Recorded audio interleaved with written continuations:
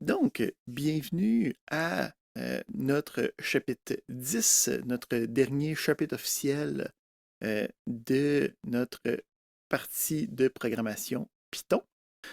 On va aller regarder le principe de classe et de programmation orientée objet. Donc, jusqu'à présent, on a utilisé des objets, on a utilisé des méthodes. On va aller voir qu'est-ce que ça implique derrière quand on parle d'objets. Puis, on va aller voir aussi comment nous-mêmes créer des objets avec le principe de classe. Donc, on va aller voir comment est-ce que ça fonctionne la programmation orientée objet. On va aller voir comment utiliser des classes. Puis, on va regarder sommairement les techniques de conception de classes. Fait que, premièrement, qu'est-ce qu'on fait, nous, depuis le début du cours? C'est de la programmation procédurale. Donc, le principe, c'est d'écrire des séries de scripts, des séries de fonctions qu'on peut invoquer, qu'on peut appeler, mais c'est une procédure, c'est une liste de choses qu'on fait une à la suite de l'autre. Donc, on crée différentes procédures qu'on appelle des fonctions pour être capable de régler nos problèmes. On a découvert avec le temps que de juste utiliser ce paradigme procédural-là était très complexe quand on commençait à tomber sur des problèmes qui étaient assez costauds. Donc, on a ouvert un nouveau paradigme de programmation qui était la programmation orientée objet. Hein. Donc, à place d'être axé sur des procédures, à place d'être axé sur des fonctions, ça va être axé, comme son nom l'indique, sur des objets. Qu'est-ce que ça veut dire un objet? Okay, donc, la grande chose de la programmation orientée objet, c'est de comprendre qu'est-ce qu'un objet implique. Donc, un objet, en fait, ça va être un regroupement de procédures, donc de fonctions, de comportements, puis un regroupement de données, okay, de caractéristiques, de variables. Puis les deux ensemble, quand tu les mélanges contextuellement, ça crée un objet. Donc, quand on pense aux objets que nous, on a utilisés jusqu'à présent, comme les listes, comme les dictionnaires, comme les euh, chaînes de caractères, hein, on peut comprendre dans une liste, on a une série de valeurs. Donc, ça, c'est comme les données, hein, les informations pertinentes de mon objet.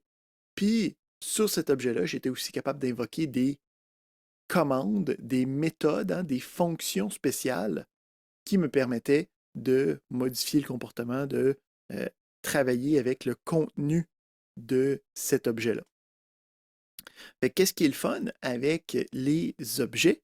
C'est qu'on est capable de contextualiser facilement des fonctions, des méthodes avec les données de ce contexte-là. Hein, quand je parle d'une liste, c'est une série de valeurs qu'on agence ensemble. Quand je parle d'un dictionnaire, c'est des valeurs qu'on a nommées avec des noms de clés. Hein, quand on parle de chaîne de caractères, c'est une série de caractères qui me permet d'avoir des informations. Ben, les objets, c'est toujours des séries d'informations, puis sont contextualisées. Hein. Quand je parle d'une chaîne de caractères, je sais de quoi on parle. Puis on va voir dans la programmation orientée objet qu'on va pouvoir axer les problèmes sur les objets. On va pouvoir représenter des éléments de mon problème en objet avec une série de caractéristiques, une série de comportements qui va être des données et des procédures. Donc, c'est aussi, il y a toujours ces deux affaires-là, là, données puis procédures, ça a différents noms. Hein, fait que c'est à la place de données, des fois on va dire attributs ou sinon on va dire les variables de l'objet. Pour les procédures, des fois on va appeler ça des méthodes ou les fonctions de l'objet. Fait que le principe, c'est qu'on va encapsuler les données et les fonctionnalités à l'intérieur d'un seul, OK, une seule variable, un seul élément que je vais pouvoir faire bouger dans mon programme qui va rester ultimement un programme procédural, mais qui va avoir des éléments d'objets à l'intérieur. Fait que on va pouvoir masquer les données, donc le principe des listes, le principe des dictionnaires. On disait qu'à l'interne, il y avait des mécanismes qu'on n'avait pas besoin de savoir, hein, qui étaient automatisés. Donc, on va pouvoir cacher des mécanismes juste en mettant une méthode qu'on peut utiliser plus facilement. Donc, le masquage d'encapsulation, c'est très utile parce que ça nous permet de faire des problèmes de plus en plus complexes en ne faisant pas attention à l'implémentation en dessous. On va aussi pouvoir réutiliser des objets de même type. Donc, j'ai une liste dans un programme, le principe de liste va pouvoir être utilisé dans plusieurs programmes. Quand nous, on va créer des objets, ben, on va pouvoir réutiliser ces objets-là. Mettons que j'ai une personne, la personne elle a un nom, elle a un numéro d'employé, elle est capable de se faire transférer dans des départements.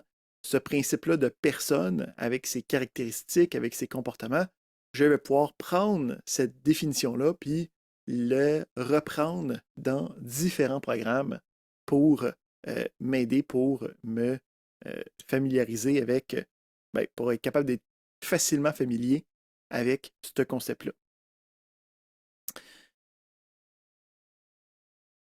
Fait que comment est-ce qu'on peut avoir des objets? Le principe, ça va toujours être d'essayer de se représenter les différentes informations que cet objet-là peut prendre, puis les différentes choses que je peux faire pour être capable de gérer cet objet-là.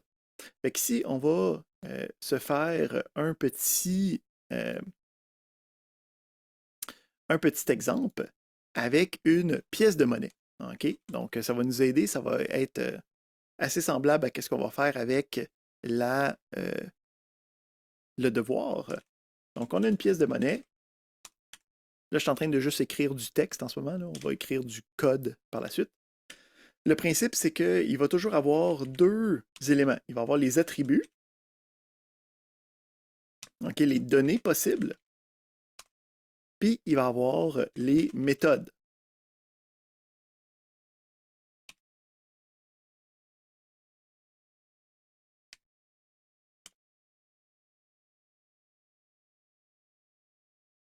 Qui vont être les procédures qui viennent avec. Fait ici, ça va être à moi de décider c'est quoi les différents éléments, ou sinon, ça va souvent nous être donné, hein, comme ici dans le devoir, on te dit ça va être quoi qu'il faut qu'il y ait à l'intérieur. Fait que ici, une pièce de monnaie, hein, il va falloir savoir, ce qu'on veut faire, c'est on veut modéliser, on veut donc mettre dans nos programmes la représentation d'une pièce de monnaie que je vais pouvoir flipper à pile ou face. Okay? Donc, j'ai une pièce de monnaie, j'ai une face qui va être vers le haut, une face qui va être vers le bas. Fait que le principe, c'est quoi la donnée de cette pièce de monnaie-là? Qu'est-ce que je vais vouloir sauvegarder? Je vais vouloir regarder c'est quoi la face vers le haut. Hein? Puis ça va pouvoir être soit pile, soit face. C'est ça que je vais pouvoir représenter. Puis après ça, comme méthode, habituellement, les méthodes, ça va être n'importe quelle action que je peux entreprendre avec cet élément-là, avec cet objet-là. Donc ici, un exemple de pile ou face, la chose que je veux faire, c'est je veux lancer la pièce de monnaie. Là, ça ici, ce que ça fait, hein, ça va changer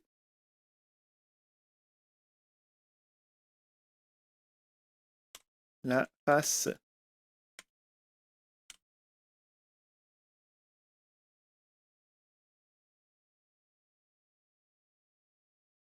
Hein. Fait que le but, c'est que quand je lance la pièce, de manière aléatoire. Là.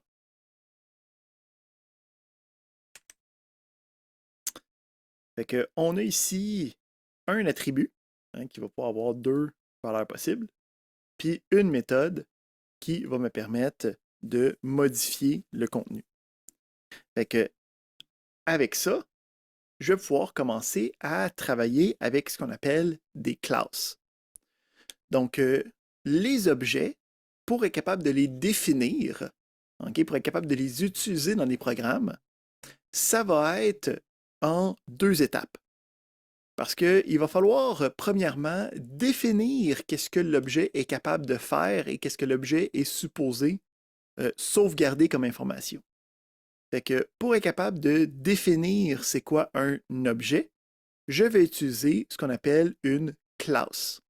Donc, une classe, c'est un bout de code, okay, un bout de programme qui va définir quels sont les objets possibles de cette forme-là. Donc, si je veux des pièces de monnaie, je vais devoir définir une classe de pièces de monnaie pour être capable d'utiliser les différents éléments possibles de la pièce de monnaie. Fait que, une fois que je vais avoir la classe, c'est comme une recette, cette affaire-là. C'est une description. J'ai rien encore de tangible. Hein. Si j'ai un livre de recettes, puis j'ai faim, si je regarde juste le livre de recettes, oui, il existe. Le livre de recettes, je peux le feuilleter, je peux regarder les différentes recettes, mais je vais toujours avoir faim. Il va falloir que je prenne la recette, puis que je en crée un élément réel avec, là, que je l'utilise pour créer ce qu'on appelle une instance. Donc, quand on parle d'un objet réel, c'est un objet qui est tiré d'une classe, puis le synonyme de ça, c'est que c'est une instance de la classe. Donc, en programmation orientée objet, quand on a des objets, c'est des instances d'une classe qui a déjà été écrite quelque part. Fait qu'on va aller regarder à quoi ressemble le code pour la création de classes pour être capable de voir comment ça va fonctionner.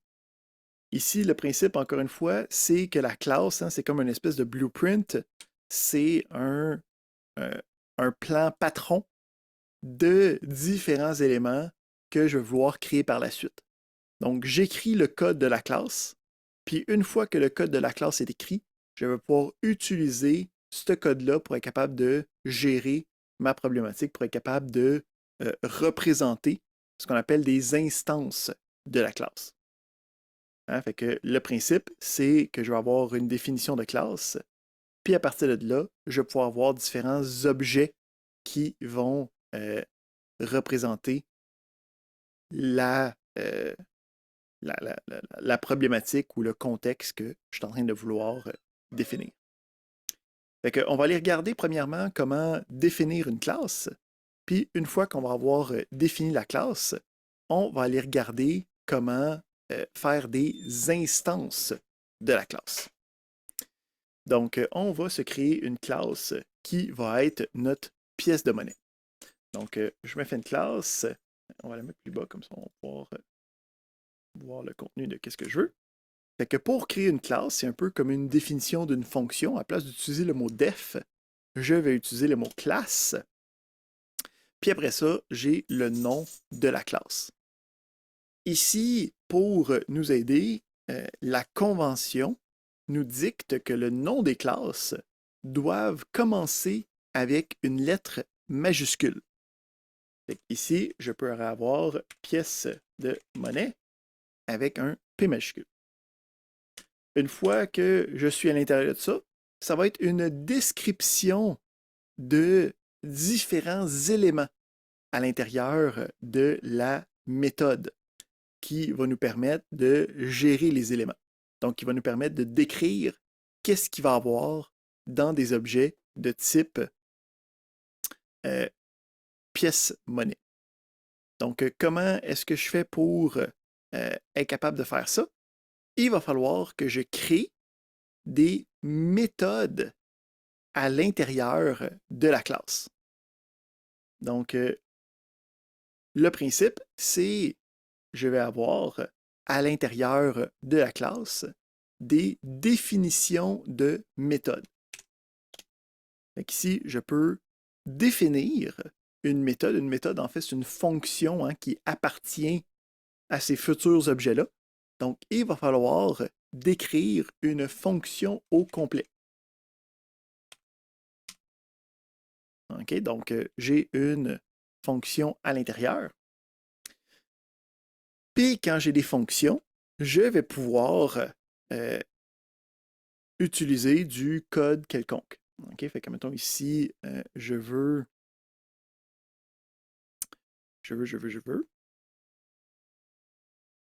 Et moi, juste un petit instant. On a celui-là, comme ça. Fait que mettons ici qu'on veut générer une valeur aléatoire. On peut utiliser des librairies externes, comme la librairie random, qui me permet de dire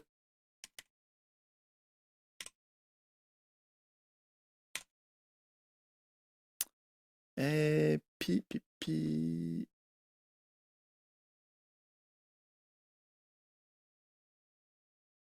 Je veux un début et une fin.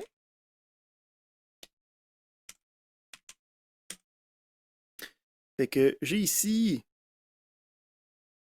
avec un print, là, je vais le mettre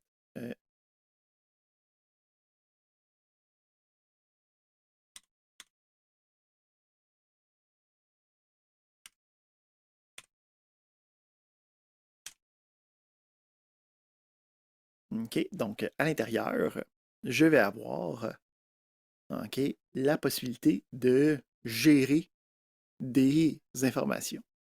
Donc là, ici, je fais juste afficher des informations, mais le principe, c'est qu'on va être capable de générer OK, notre pièce de monnaie avec ça.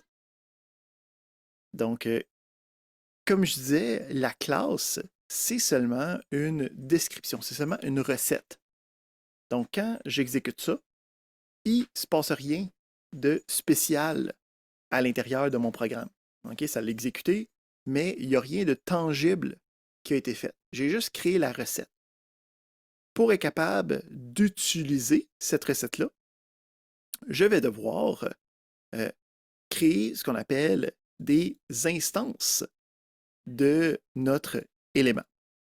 Donc, pour être capable de créer des instances, il va falloir que je retourne dans mon programme normal. Donc, je peux le faire soit dans la même cellule ou soit dans une cellule après, une fois que j'ai défini la classe.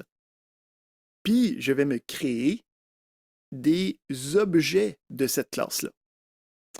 Donc, jusqu'à présent, on a utilisé des classes puis des objets qui étaient spéciales, là, okay, qui avaient leur propre syntaxe, comme la liste, comme le dictionnaire.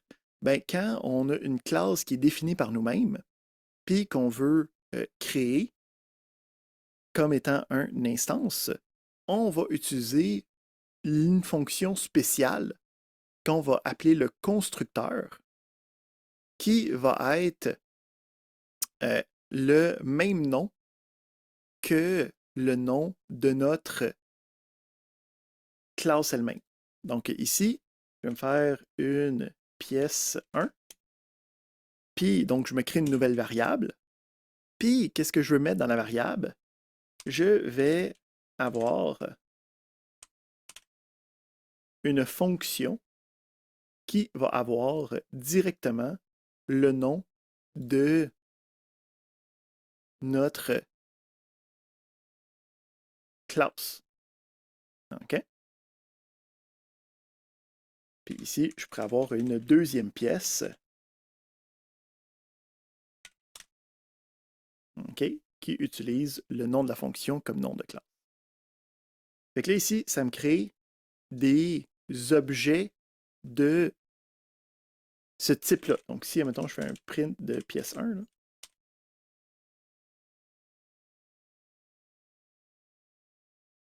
on voit que c'est quelque chose. Là. Ça nous dit que c'est un objet, que c'est un objet de type pièce-monnaie. OK? Puis là, il y a comme l'espace mémoire, là, l'emplacement mémoire, où c'est que c'est. Fait que j'ai réussi à créer un objet de cette pièce-là, mais je ne suis pas encore capable d'utiliser la méthode. Puis, même si j'essaie d'utiliser la méthode, donc pour utiliser une méthode, on se souvient, j'ai ici le nom de l'objet. Quand on veut utiliser une méthode, on utilise le point, puis on essaye le nom de la méthode. On va voir que ça nous donne une erreur pour l'instant. Parce qu'en fait, il existe une, euh, une règle quand on crée des méthodes à l'intérieur d'une classe. Donc là, ici, j'ai défini une fonction qui est à l'intérieur d'une classe, donc on appelle ça une méthode. Quand on définit des méthodes, on est obligé d'avoir un premier paramètre qui est le self. Donc, chaque méthode de la classe doit avoir un paramètre qui s'appelle self. Donc là, si je lance ça, je vais pouvoir voir ici que ça me permet de lire ça, puis à chaque fois que je vais le faire, une fois de temps en temps, ça va être pile, une fois de temps en temps, ça va être face, parce que je le fais de manière aléatoire à chaque fois. Là, ici, qu'est-ce qui va être intéressant? Ça va être le besoin de ne pas avoir directement juste un print, mais le besoin d'avoir une valeur qui est sauvegardée à l'intérieur de la pièce de monnaie. Donc, qu'est-ce qui est intéressant, c'est que quand on utilise le petit point, jusqu'à présent, on l'utilise pour aller chercher différentes méthodes. Mais le petit point peut aussi aller chercher des variables qui vont appartir à l'objet. Donc ici, je peux sauvegarder.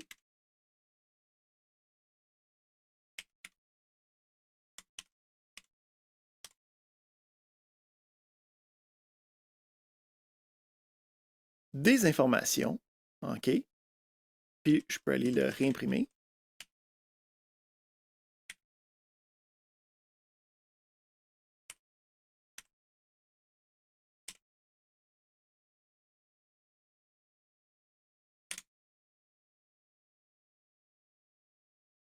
On va l'appeler face visible.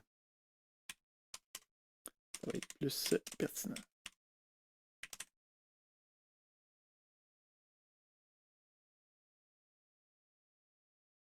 Bon, attends pas bien.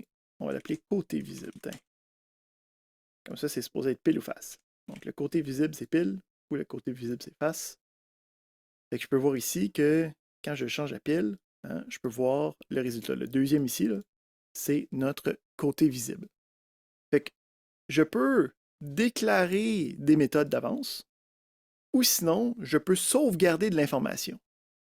Puis là, ça devient intéressant parce qu'en fait, cet élément-là, je vais pouvoir l'utiliser à l'intérieur de la méthode.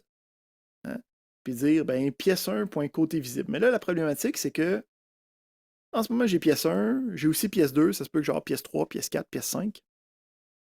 Je ne peux pas juste écrire pièce 1.côté visible dans la recette parce que je ne sais pas ça va être quoi le nom de la variable plus tard. Puis en fait, c'est à ça que ça sert ici, notre petit self. Notre self, ça vient devenir le nom de notre élément. Donc, je peux utiliser le self à la place du nom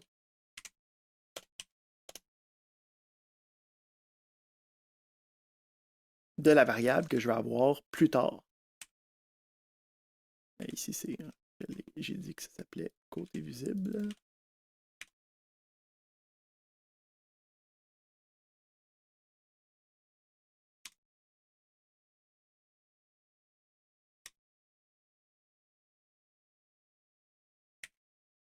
Puis là, qu'est-ce qui est intéressant? C'est faudrait que, ouais, que pièce 2, point lancé. Donc, je crée à partir de ma classe 2 pièces de monnaie. Je lance ces 2 pièces de monnaie comme en l'air. Puis après ça, j'ai l'affichage de ces 2 pièces-là. Puis là, le principe, c'est que chacune des pièces va avoir l'information de la face visible, puis les deux sont indépendantes. OK? Donc, ça peut être face-pile, ça peut être pile-face, ça peut être face-face, ça peut être pile-pile.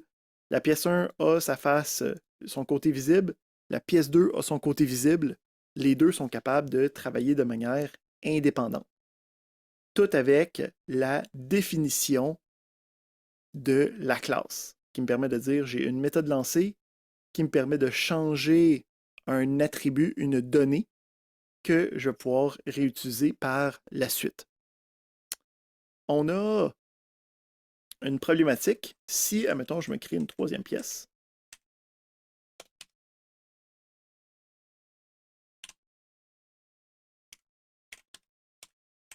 Puis que j'essaie de immédiatement regarder son côté visible. Puisque je n'ai jamais lancé la pièce, hein, il ne sera pas capable de savoir c'est quoi le contenu de côté visible. Fait que on peut avoir une fonction, une méthode spéciale qui va être une méthode init. Donc, le principe, c'est que dans ma pièce de monnaie, je peux avoir plusieurs méthodes. Fait que je peux en nommer une qui s'appelle init, puis ici, le init, c'est underscore, underscore, init, underscore, underscore, avec le self. Puis, à l'intérieur de cette méthode-là, quand je crée, ça va automatiquement utiliser le code qui est ici. Donc, si je veux, je peux avoir un côté visible par défaut, admettons, qui va être pile. OK? Donc, j'aurais pu décider que ce soit efface, c'est juste une version par défaut. Puis là, je peux voir ici que j'ai une première pièce de monnaie, j'ai une deuxième pièce de monnaie, j'ai lancé les deux pièces, je regarde le côté visible des deux pièces, j'ai une troisième pièce de monnaie que je n'ai pas encore lancée, mais qu'on peut voir qu'elle est à pile par défaut. OK? Donc, on peut voir les deux premières qui changent de manière aléatoire à chaque fois que je clique sur Play, puisque j'utilise le random. Puis la troisième qui est toujours avec pile.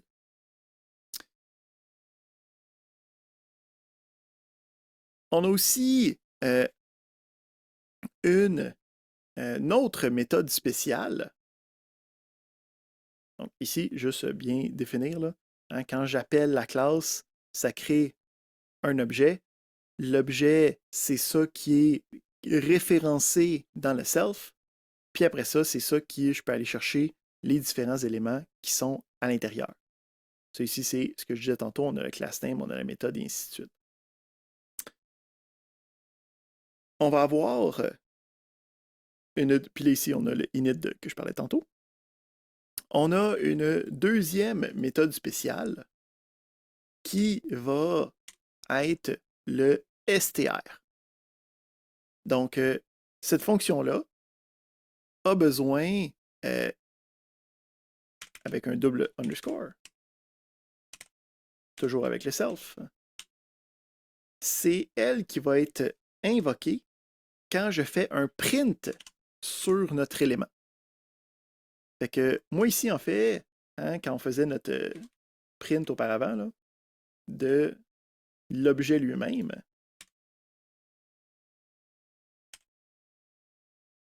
hein, ça me donne cette affaire-là là, qui est comme une affaire par défaut. Si je veux remplacer ça pour avoir une visualisation plus saine, je peux avoir le str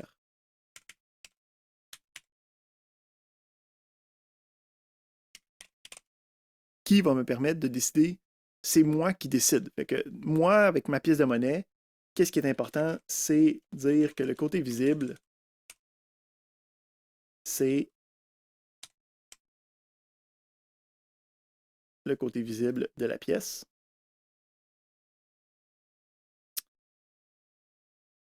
Ici, non, ici, en fait, il faut faire un. Faut retourner, pardon, la chaîne de caractères. Hop, on retourne la chaîne de caractères.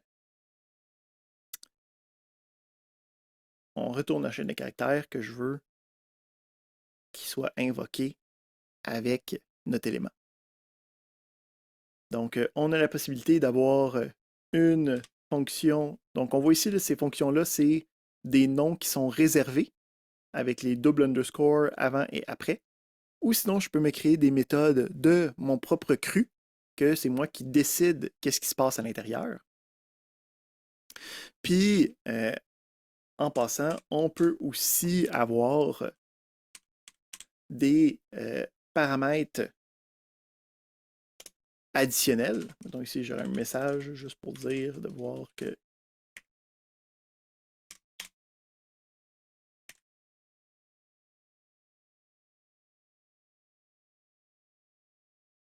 on a besoin de ceci est un lancé.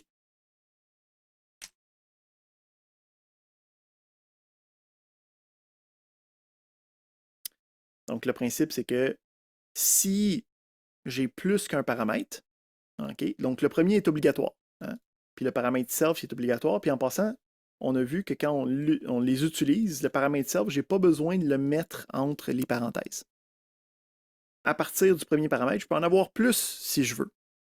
Puis je peux, à ce point-là, ajouter des paramètres dans l'appel de ma méthode pour être capable d'avoir le résultat que je veux avoir à l'intérieur de l'appel de fonction si on a besoin de recevoir des éléments.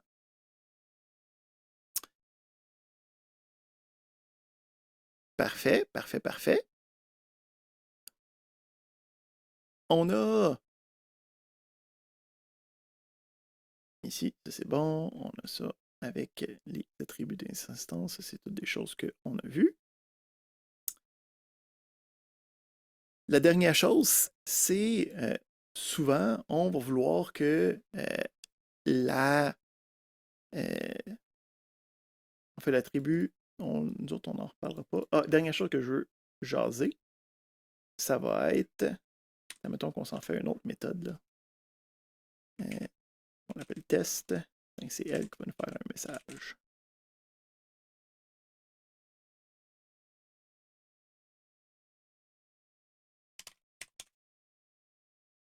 On peut aussi retourner des informations. OK? Donc, je peux retourner des informations qui existent à l'intérieur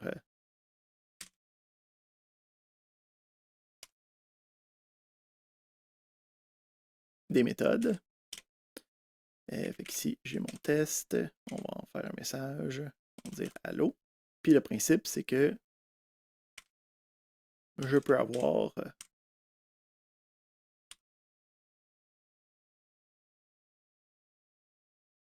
oui, il faudrait que j'enlève ceux-là. Et les messages. Donc, j'ai l'appel qui fait le message, puis qui retourne le résultat que je sauvegarde, puis que je peux réutiliser par la suite. Donc, les méthodes en tant que telles, c'est des fonctions. Okay? Ils n'ont rien de spécial. Donc, souvent, on va avoir des méthodes qui existent pour modifier les attributs. Okay? Pour être capable de juste modifier un élément ou être capable de juste aller le lire pour avoir de la validation, pour être certain de bien gérer ce qu'on a besoin. Super, ça c'est bon, ça c'est bon, ça c'est bon. Nous, dans ce cours-ci, on n'ira pas jusqu'à la conception de classe. Donc, on a une partie là, de notre chapitre qui ne touchera pas. Si on a besoin de faire des classes, moi, je vais vous dire qu'est-ce qui est supposé avoir à l'intérieur, comme dans le devoir.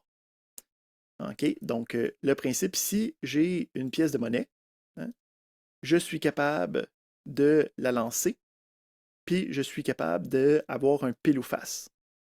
Ici, si je voudrais refaire qu'est-ce qu'on demande dans le petit devoir. Donc, dans le devoir, on nous demande de faire un problème statistique. Hein? Si on essaie de faire ce même problème-là avec notre pièce de monnaie. Fait que ce que je peux faire, c'est me créer okay, plein de pièces de monnaie, les lancer, puis essayer de voir qu'est-ce qui va se passer pour chacun. Fait que le principe, c'est je peux regarder un nombre de piles.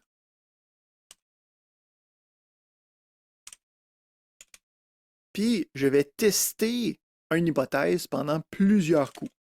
Fait que je pourrais dire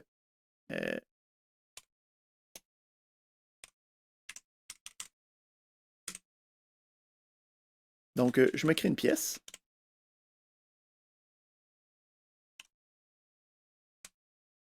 Je la lance. Puis après ça, je vais regarder, est-ce que la pièce est à pile?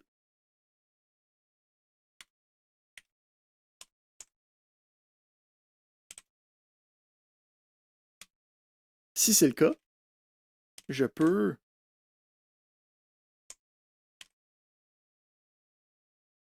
incrémenter la valeur du nombre de fois que j'ai eu pile. Fait que le principe ici, c'est que j'essaye 1000 fois, je prends une nouvelle pièce, je la lance, je regarde est-ce que c'est pile. Je la lance, je regarde est-ce que c'est pile. Puis là, à la fin, je peux regarder le nombre de fois que j'ai eu pile sur 1000. Je ne suis pas capable d'écrire lancer.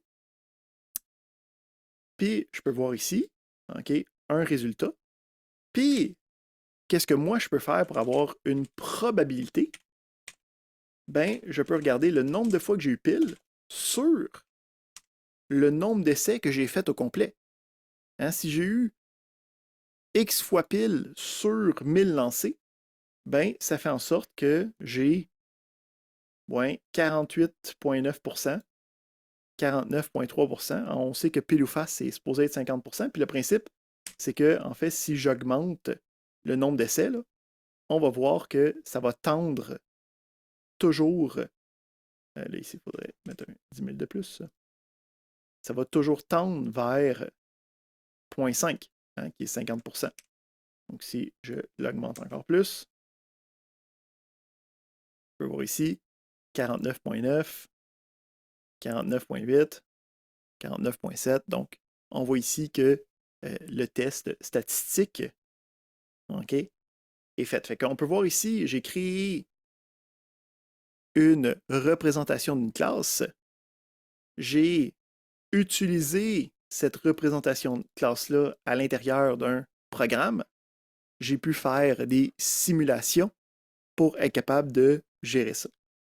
Sachez que les objets, c'est des choses qu'on a déjà utilisées, hein, puis ça peut être transféré dans des objets en tant qu'argument sans problème. Donc, ça peut être en même temps des paramètres d'entrée que des retours, ça peut être des objets sans aucune problématique.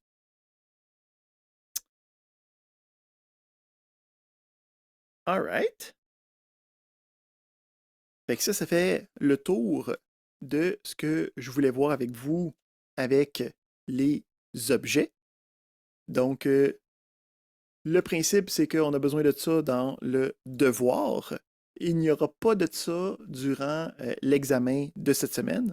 Donc, pas besoin d'étudier ça pour ce jeudi. Fait que ça, c'est qu'est-ce qu'on avait du côté de notre cours. Donc, encore une fois, les techniques de conception de classe, c'est pas quelque chose non plus que nous, on va faire. Donc, pas besoin de s'en faire avec ça. Comme, mettons, que le devoir, je vais vous dire qu'est-ce que je m'attends d'avoir dans la classe.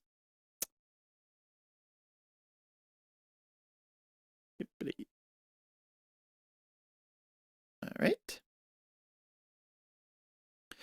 Donc, j'ai déposé sur Leia un nouveau document qui est préparation pour l'examen intra. À l'intérieur, on y retrouve un fichier avec 4 sections qui vont être les différentes sections que je vais vouloir regarder avec vous pour se préparer à l'examen intra de jeudi. Donc, à l'intérieur, il y a une ou deux fonctions à faire pour chacun. Donc, les deux premiers, il y a 2 fonctions. Pour les fichiers et les dictionnaires, il y a une fonction à écrire. Donc, le principe, c'est qu'on va se donner la prochaine heure et quelques, jusqu'à 8 heures ce soir, pour que vous essayiez de compléter le plus d'exercices possible. Là, ce que je vous conseille, c'est vraiment d'y aller de manière sommaire. Regardez chacune des questions, puis dites-vous, essayez de faire un petit code rapide, voir si avec assez de temps, vous seriez capable de répondre à la question. Donc ici, c'est de voir s'il y a des lacunes dans certaines des manières de faire. Donc, je ne m'attends pas à ce que vous soyez capable de répondre à l'intérieur de l'heure à toutes ces questions-là, mais de se donner des idées sur comment entreprendre les différents problèmes de chacun. Le principe ici, c'est que l'examen intra, la forme qu'il va avoir, ça va être une forme qui va être semblable à ça. Donc, ça va être un document avec une série de questions à l'intérieur. Pour chacune des questions, on demande d'écrire un bout de code qui va répondre à une question, comme qu'est-ce qu'on a fait aussi avec toutes les questions qu'on a faites depuis le début du cours. Comment est-ce que l'examen va fonctionner? Ça va être un examen de type devoir à la maison. Donc, l'examen commence, nous, jeudi à 18 heures. Vous allez avoir jusqu'à vendredi minuit, donc un petit peu plus de 24 heures, pour remettre le devoir sur l'EIA. En fait, l'examen sur l'EIA. Donc, le principe, c'est qu'il faut que les questions soient complétées avec succès. Puis, moi, je vais évaluer le résultat que vous remettez à l'intérieur. Le principe, c'est que moi, jeudi soir, je vais être là durant la période. Puis après ça, si vous avez des questions durant le lendemain, admettons, vous pourrez me envoyer des messages par Mio ou par Teams pour que je puisse répondre à vos questions.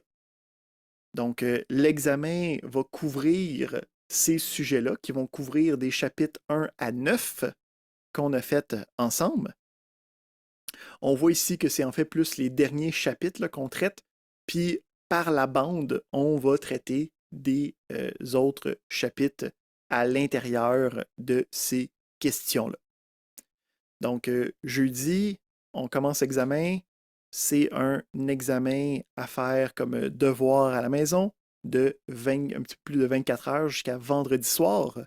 Vous allez remettre le résultat sur l'EIA. Ce soir, on se pratique durant la prochaine heure pour répondre à ces questions-là.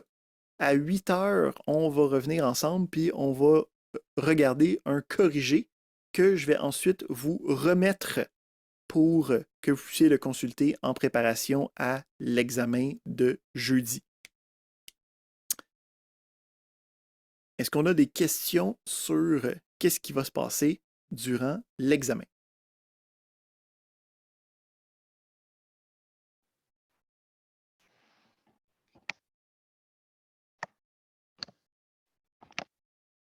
Yacine, est-ce que tu as une question? Tu as démuté ton micro. Bonjour Hugo. Oui, J'ai une question par rapport à l'examen. Est-ce que l'examen, on peut le faire en différé, par exemple? On peut faire 1 heure, ensuite 1 heure pour oui, compléter les... il y a pas un moment de début et de fin. C'est juste jusqu'à vendredi soir qu'il faut le remettre. Ok. Est-ce que ça va être un document qu'on va compléter sur notre poste, mais ça va être une machine virtuelle sur laquelle on va travailler? Ça va être juste votre poste. Donc, le principe, ça va être ce qui va être à remettre, ça va être un notebook, là, de la même manière que vous avez fait tous les autres exercices durant la session. Donc, le notebook qui va avoir les différentes réponses, vous allez pouvoir juste le télécharger pour le remettre sur l'EA. Ok, ok, ça marche. Merci. Excellent. Est-ce qu'on a d'autres questions? Une question, Hugo? Oui. Oui, l'examen entrant, est-ce que c'est le seul examen en fait, de cette terme-là ou est-ce qu'il va y en avoir d'autres examens? Il y a un autre examen à la fin de la session qui va porter sur un récapitulatif, donc il va avoir une petite partie de programmation, puis une deuxième partie sur la programmation de script system, qui est la deuxième partie du cours qu'on va entamer la semaine prochaine. OK. Et quand vous dites jeudi, c'est vous parlez de ces jeudis-là ou le jeudi d'après? Je parle de ce jeudi-là. Nous autres, notre prochaine OK, période, elle est cédulée pour le 28 avril, OK, parfait. donc ce jeudi.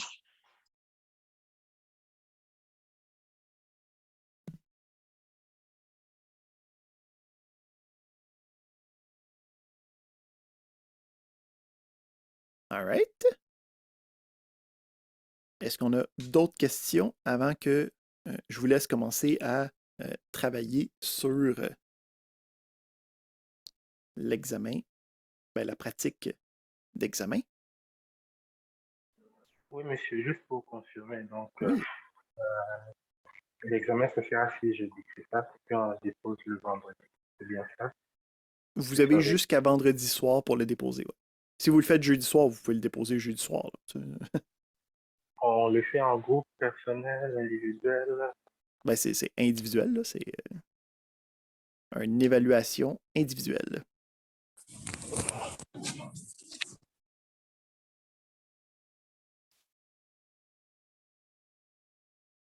Excellent. Merci. Super. Fait que, avec ça, moi donc, la partie pour l'instant va arrêter. Donc, moi, je vais juste attendre des questions. En fait, je vais vous laisser travailler là-dessus pendant la prochaine heure. Donc, nous, on se rejoindrait à 8 heures pour regarder le corrigé de la préparation que je vais par la suite vous remettre. Si vous voulez aussi, je vais laisser le Zoom ouvert pour l'instant.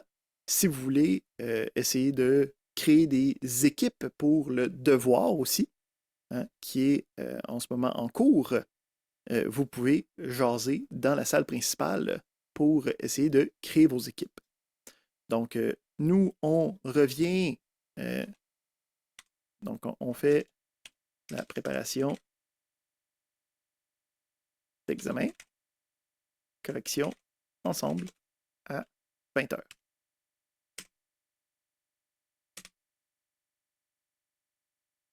Excellent.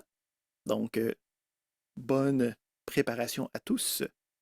On se revoit à 20 heures pour regarder cela. Encore une fois, si vous voulez chercher des équipes, c'est le temps de jaser dans la salle ou dans le chat pour essayer de vous trouver des partenaires.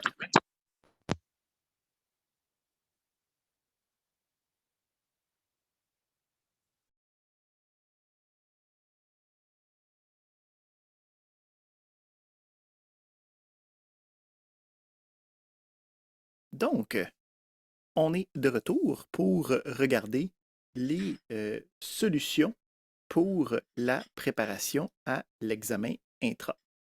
On va aller regarder chacune des questions tour à tour, puis on va aller regarder la solution qui vient avec.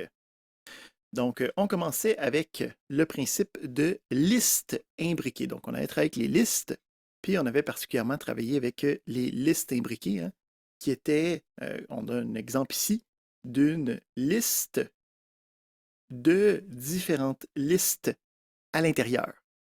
Donc, le principe ici, c'est que ça veut représenter une matrice habituellement. Donc, on va avoir chaque ligne va avoir le même nombre de colonnes, puis on va être capable d'aller chercher des informations à l'intérieur en utilisant deux différents indices pour être capable de se positionner à l'intérieur de la liste imbriquée. On avait une première question qui demandait de recevoir une liste imbriquée. Donc, on a un exemple d'appel dans la solution ici. Puis, on a la fonction qui reçoit cette liste imbriquée-là qui représente une matrice de valeurs. Donc, une matrice, c'est un tableau de 2 dimensions, donc une liste imbriquée là, de 2 niveaux. Puis, ce qu'on veut, c'est on veut trouver la somme des différentes valeurs. Là, ici, j'utilise seulement les fonctionnalités de base qu'on a vues en classe. Si vous avez utilisé Pandas ou NumPy, c'est aussi possible. Mais moi, je vais vous montrer comme les éléments de base qui n'ont pas besoin d'avoir des fonctionnalités qui viennent de librairies externes. Fait que quand on reçoit la matrice, on va vouloir parcourir chacun de ces éléments pour aller faire une sommation. On veut la somme de toutes les valeurs de la matrice. Donc, il va falloir parcourir les 2 dimensions de la liste imbriquée. Donc, il va falloir parcourir la liste principale qui a 3 éléments.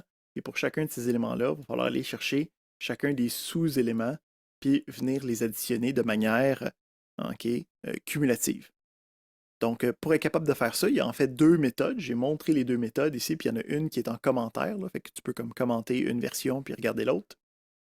Mais dans tous les cas, il va y avoir une somme qu'on commence à 0, puis on va vouloir aller l'incrémenter au fur et à mesure qu'on avance. Donc, quelque part, il va y avoir la somme courante plus une nouvelle valeur. Puis à la fin, quand on va avoir accumulé toutes les différentes valeurs, on va pouvoir retourner cette somme-là. Là, l'étape qui manque, ça va être de parcourir ma liste imbriquée pour aller chercher chacune des valeurs à l'intérieur.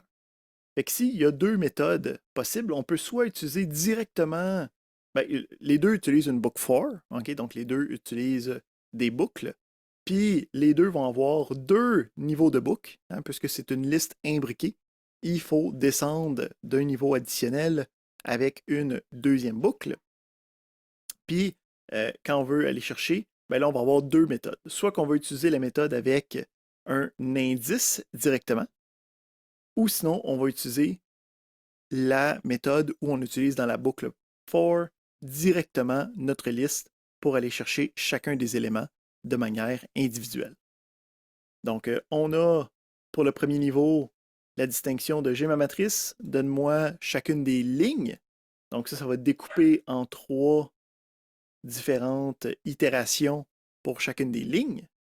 Puis après ça, pour chacune des lignes, je vais aller chercher chacune des valeurs individuelles. Donc, je vais ensuite aller chercher dans la ligne chacune des valeurs individuelles. Puis chacune des valeurs individuelles, c'est ça que je vais aller additionner. La deuxième méthode possible, ça va être en utilisant un indice, donc en utilisant la taille, puis en utilisant des compteurs I et J. Si j'utilise des compteurs I et J, pour aller chercher la valeur, il va falloir que je reparte de ma liste imbriquée initiale, de ma matrice initiale, puis que j'aille utiliser les 2 indices pour aller sélectionner premièrement la ligne que je veux, puis à l'intérieur de la ligne que je veux, la colonne que je veux. Donc, ces 2 méthodes-là donnent le même résultat qui me permet de trouver la somme des valeurs d'une matrice. On a ensuite la deuxième question qui nous demande, on reçoit une liste imbriquée, donc on reçoit la même chose, qui représente une matrice de valeurs. On reçoit la même chose, on reçoit ici une matrice, mais on reçoit aussi une valeur qu'on veut trouver dans la matrice. Donc, je veux trouver la valeur 6. Je peux voir ici, elle existe, elle était à la 2e ligne, 3e colonne. Ou en fait, c'est la ligne 1, colonne 2, parce que c'est indexé à 0. Fait que je veux une fonction qui prend la matrice, prend une valeur à trouver, puis me retourne un tuple de la position de ce que je recherche. Fait que là, ici, je ne veux pas trouver une somme, je veux trouver une position.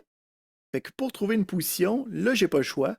Il faut que j'utilise les indices de lignes et de colonnes, parce que c'est ça qui va me permettre de savoir que je suis rendu à la ligne 0, à la ligne 1, à la ligne 2, à la colonne 0, à la colonne 1, à la colonne 2. Donc, j'ai mes 2 indices ici que je vais pouvoir utiliser pour venir me positionner à l'intérieur de ma matrice. Donc, j'ai mes 2 book for imbriqués encore une fois, ça va parcourir toutes les lignes puis toutes les colonnes. J'utilise ces 2 indices-là pour venir aller chercher la valeur spécifique de la matrice. Puis là, je dis avec une conditionnelle, si cette valeur-là, ça me donne la valeur que je recherchais, j'ai trouvé ce que je veux. Donc, je dois retourner un tuple de la ligne et de la colonne que je recherchais. Donc, la ligne-colonne avec des parenthèses pour retourner le tuple. Parfait. Fait que ça, c'était notre premier sujet de liste imbriquée. deuxième sujet, ça va être les chaînes de caractères. Donc, on voulait écrire une fonction. J'ai une question, Monsieur Hugo, Oui, sur les oui, listes, en certainement. fait. Oui, Allez-y, puis en passant, fait levez que- votre main là, quand vous posez des questions. Hein, parfait. c'est correct de prendre la parole aussi, là, mais n'hésitez pas. Concernant, en fait, la liste qu'on voit ici, le 1, 2, 3 jusqu'à 9, là, en fait, le Ouais. valeur de cette liste-là, est-ce que ça sort de la matrice en tant que telle ou bien c'est des valeurs que vous avez déjà définies? C'est des valeurs qui étaient complètement arbitraires ici, là, dans le sens que c'est moi qui ai décidé que c'est un 2, 3. Là. Ça aurait pu être 20, 12, 14, 15, N'importe quoi. 32, 105, c'est ça. Là. Mais ces valeurs-là, est-ce que en fait, vous êtes allé les chercher avec un input ou bien c'est... Non, c'est ça. Le principe, c'est que moi, ici, tu sais, ça, c'était la réponse à la question, c'était ça. Ça, c'était le test que moi, j'ai fait. À la place de faire ça avec un input, je les ai juste marqués littéralement. OK, OK. Donc, ici, Mais on aurait pu le chercher avec un input aussi, non? Exact, exact. Mais c'était pas la question. La question, c'était de faire cette partie-là ici. Là. Après ça, comment tu veux le tester, là, c'est effectivement à ta discrétion. OK, parfait. Merci. Excellent. Donc, n'hésitez pas en passant si vous avez n'importe quelle question. Hein, on est en train de se préparer pour l'examen intra. On a ensuite une fonction qui reçoit une chaîne, donc une chaîne de caractères, puis qui va inverser l'ordre des mots de la chaîne. Donc, si, admettons, j'ai un exemple ici, allô à tous, ben, je veux que ça renverse l'ordre des mots complets. Donc, ça devienne tous à allô. Ça ne renverse pas les lettres à l'intérieur des mots. Ça renverse les mots à l'intérieur. Donc, pour être capable de faire ça, ici, il y a différentes méthodes. Moi, j'ai utilisé la méthode qui utilisait le plus les différentes fonctions qu'on a vues. Donc, la première chose que je vais vouloir faire, c'est déconstruire la chaîne en une liste de mots. Donc, à la place d'avoir juste une chaîne, je veux avoir une liste avec 3 éléments avec les mots à l'intérieur. Pour être capable de faire ça, on avait vu la méthode split qui me permet de couper à un endroit spécifique et d'être capable d'avoir un tableau qui va avoir les éléments à l'intérieur. Fait que une fois que j'ai une liste des différents mots, ben là, d'inverser l'ordre, je peux utiliser une deuxième méthode qui fonctionne sur les listes, qui est le reverse. Donc ça va prendre le allô à tous, puis ça va le flipper de bord pour devenir le tous à allô. Mais là, j'ai une liste de chaînes de caractères. Je n'ai pas encore une chaîne de retour. Donc, il va falloir que je crée une chaîne de retour. Ici, on avait vu la méthode join qui me permet de dire, ben, j'ai un séparateur. Je veux insérer ce séparateur-là entre différents éléments d'une liste pour reconstruire une nouvelle chaîne. Donc, ça ici, ça reconstruit la chaîne avec des espaces, puis je peux retourner la nouvelle chaîne qui me donne le tous à allô. Fait que ça, c'était notre première sur les manipulations des chaînes. On avait notre... J'ai Oui. une question. Je cherchais où lever la main aussi, je ne le voyais pas. Pas de problème. Prenez parole si vous ne trouvez pas où lever la main. OK, c'est bon. D'abord, lorsque tu fais la fonction split sur la chaîne, est-ce que c'est comme un itérateur? Ben non, ici. Le principe, c'est que ça coupe automatiquement, puis ça me donne une liste déjà préfaite des différents éléments déjà toutes faites. Ah, OK. Maintenant, lorsque tu fais reverse, il change juste de la fin au début. Exactement. OK.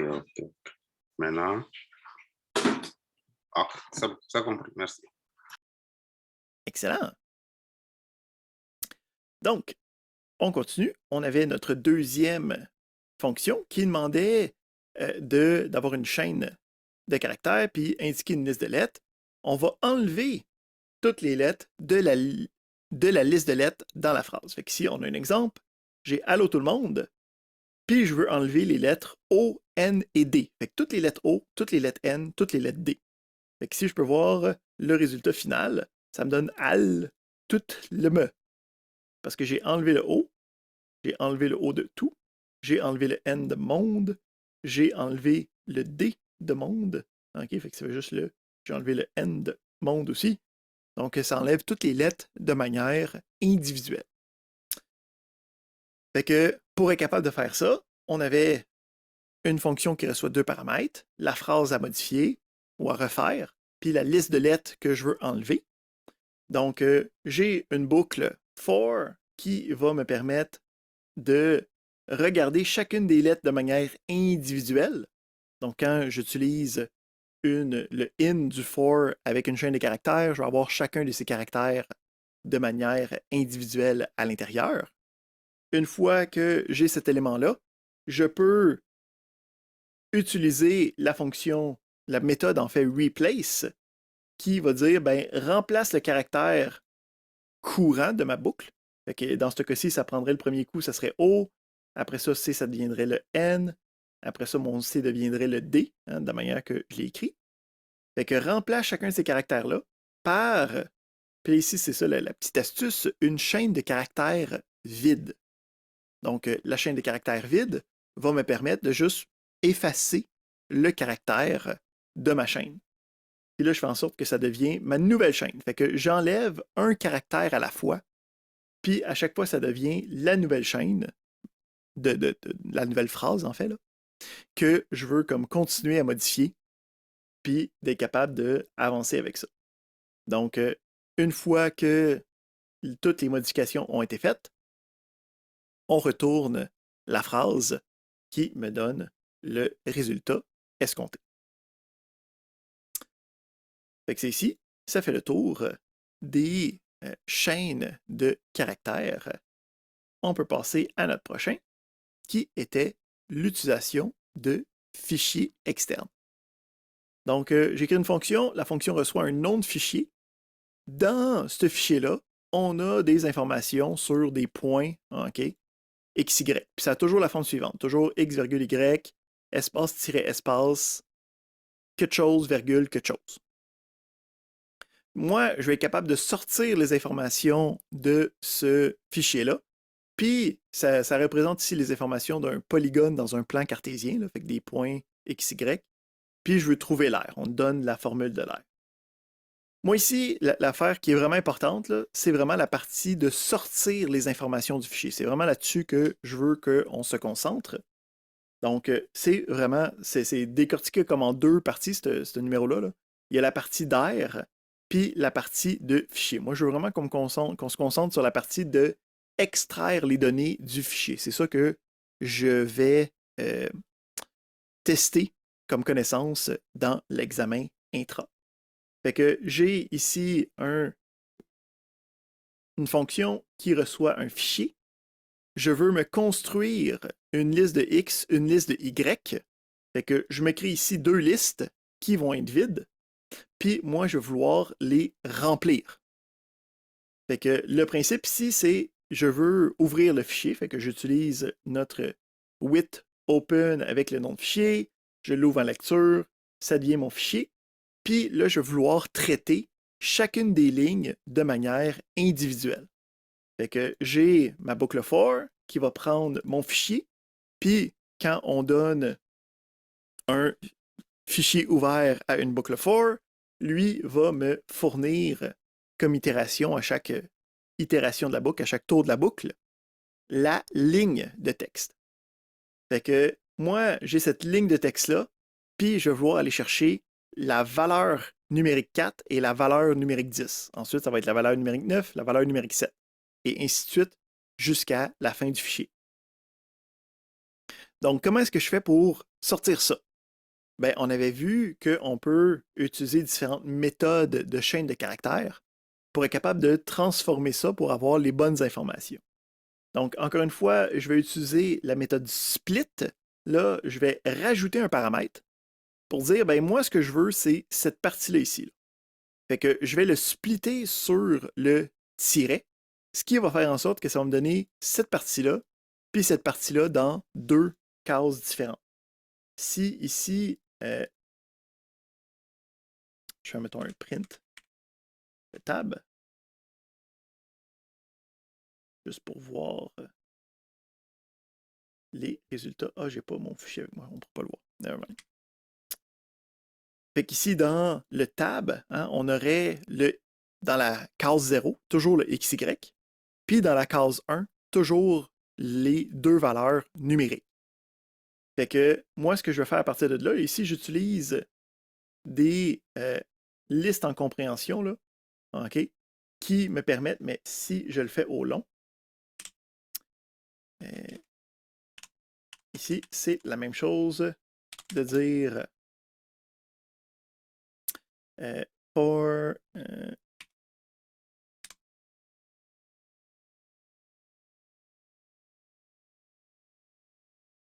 je veux en fait en le faisant long, on va dire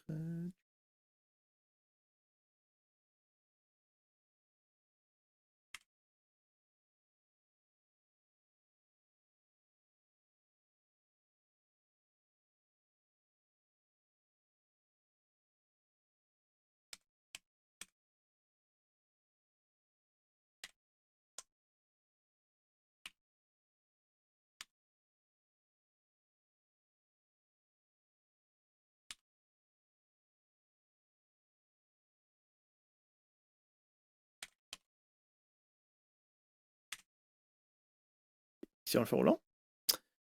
On a hein, notre table ici là, qui était ces deux éléments-là. Moi, je vais aller chercher à l'intérieur de lui.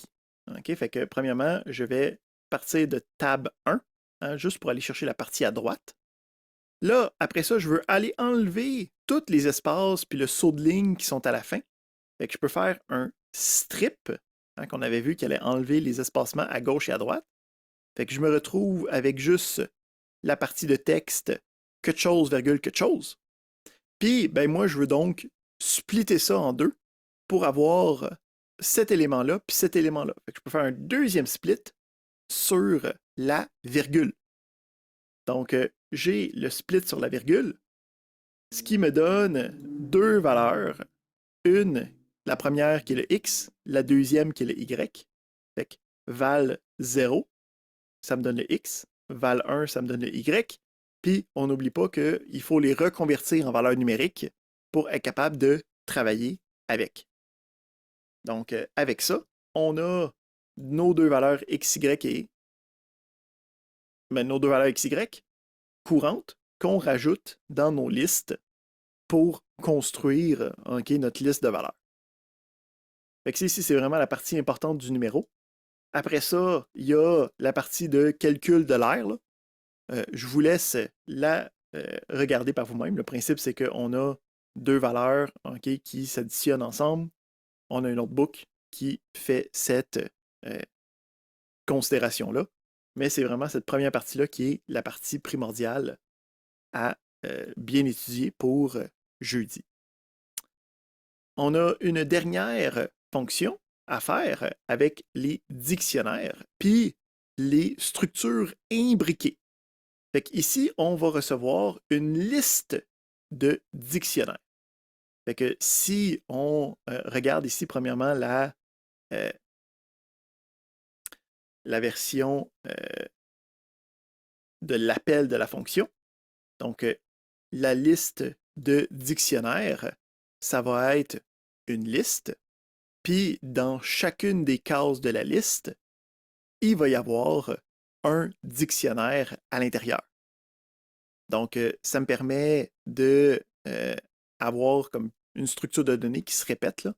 C'est quelque chose qu'on a vu avec le JSON aussi. C'est le même principe. Ici, juste un instant, je veux aussi avoir une version.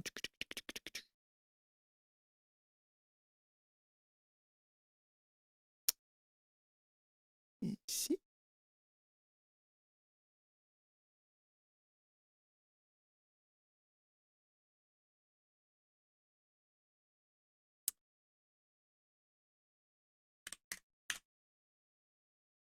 Une version longue de la même fonction. Donc, juste pour bien voir. Donc, j'ai une fonction, puis de cette liste de dictionnaires-là, où c'est que j'ai toujours deux éléments, un nom puis un âge, je veux avoir une liste de noms. Donc, je veux savoir le nom des personnes qui ont un âge plus grand que la moyenne des âges. Il va falloir que je trouve c'est quoi la moyenne des âges. Puis une fois que j'ai la moyenne des âges, il va falloir que je reparcours ma liste pour aller trouver le nom des personnes qui dépassent cet élément-là. Donc, j'ai ma fonction, je reçois ma liste de dictionnaire. Donc ici, j'ai deux versions de la même fonction. Là. J'ai une version avec les listes en compréhension, puis une version avec qu'est-ce que nous, on a vu. Là. Donc, on reçoit la liste de dictionnaire. La première chose qu'on veut, c'est trouver la moyenne des âges. Fait que je me fais une somme d'âge. Il va falloir que je trouve la somme de tous les âges divisé par le nombre d'âges. Hein, c'est ça qui se passe à l'intérieur. Donc, j'ai un parcours de la liste. Pour chacune des personnes, je veux aller trouver l'âge de la personne. Donc, pour aller chercher une valeur dans un dictionnaire, j'utilise l'élément avec les crochets avec le nom de la clé du dictionnaire. J'accumule ça dans une somme, donc que j'ai appelée somme âge. Une fois que j'ai parcouru tous les éléments, je vais pouvoir prendre cette somme-là, puis le diviser par le nombre d'éléments, le nombre de personnes que j'ai dans le dictionnaire. Donc, dans ce cas-ci, ce serait divisé par 4 pour trouver la moyenne des âges. Fait que maintenant que j'ai la moyenne des âges, je vais pouvoir aller chercher les noms des personnes qui sont plus grandes que cette moyenne-là. Donc, je vais repartir, je vais me faire une liste vide, je vais reparcourir ma liste, je vais regarder est-ce que l'âge est plus grand que la moyenne des âges pour chacune de ces personnes-là.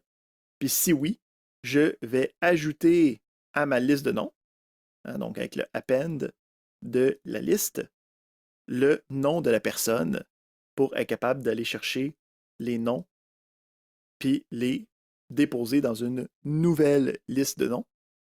Puis une fois que j'ai cette liste de noms-là, ben, je la retourne.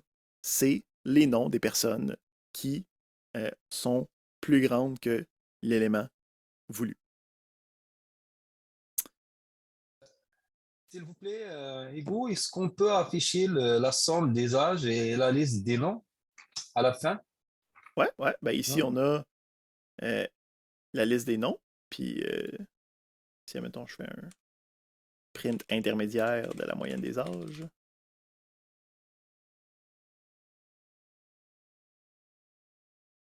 Et là, il faudrait que j'appelle le bon.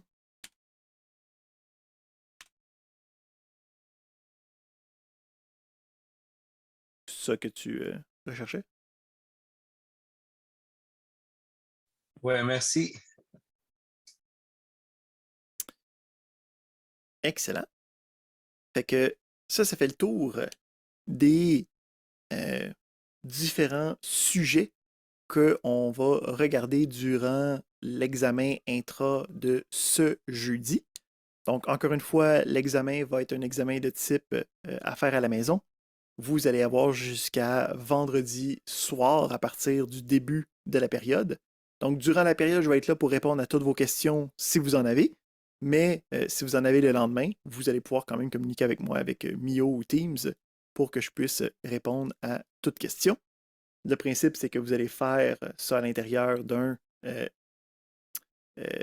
notebook, puis vous allez pouvoir télécharger le notebook, puis le remettre sur Léa, comme si c'était un devoir, c'est juste que ça va être un examen. J'ai une question de Daniel. Oui, moi, ce truc de Google, je ne l'ai jamais utilisé, je ne le maîtrise pas. Celui-là ici? Oui, ben, je l'ai fait, bon, disons, je ne l'aime pas vraiment là. Je peux faire un fichier PY qui compile et puis t'envoyer, ou tu préfères vraiment... Oui. C'est pas obligé d'être un notebook, ça peut être un fichier juste Python normal, c'est pas un problème. C'est parfait. Et puis, selon l'emploi du temps, on a encore cours jeudi soir. Est-ce que, répète ça? D'après le programme, on doit avoir un cours avec toi cette semaine, jeudi soir. Non, jeudi, la période est seulement là pour l'examen. Parfait. Donc, il n'y aura pas de matière donnée ce jeudi. C'est bon, merci. Est-ce que Baz, tu as une question? Oui, je voudrais savoir, parce que moi, j'ai fait l'exercice différemment. J'utilise les fonctions déjà définies pour le langage de matrice. Mhm. Pour l'examen, est-ce qu'il faut utiliser des choses qu'on a étudiées déjà ou je peux faire la recherche sur Internet et je fais la Tant que solution? c'est fonctionnel, si tu utilises des choses un petit peu funky, ce que je te conseille, mettons que tu tombes sur un post sur Stack Overflow là, ou des choses comme ça, là, tu veux toujours mettre d'où tu as été chercher euh, ton petit truc ou ta petite astuce. Comme ça me dit que c'est toi qui as fait la recherche puis que tu as utilisé quelque chose. Mais si tu utilises des librairies externes, c'est pas un problème. Tant que c'est fonctionnel, moi je suis content. OK, merci.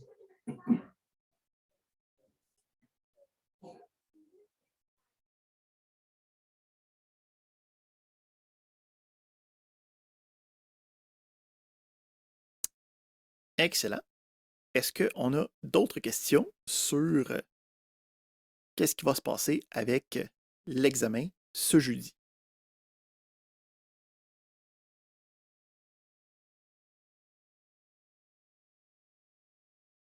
Super. Donc, je vais mettre fin à notre enregistrement.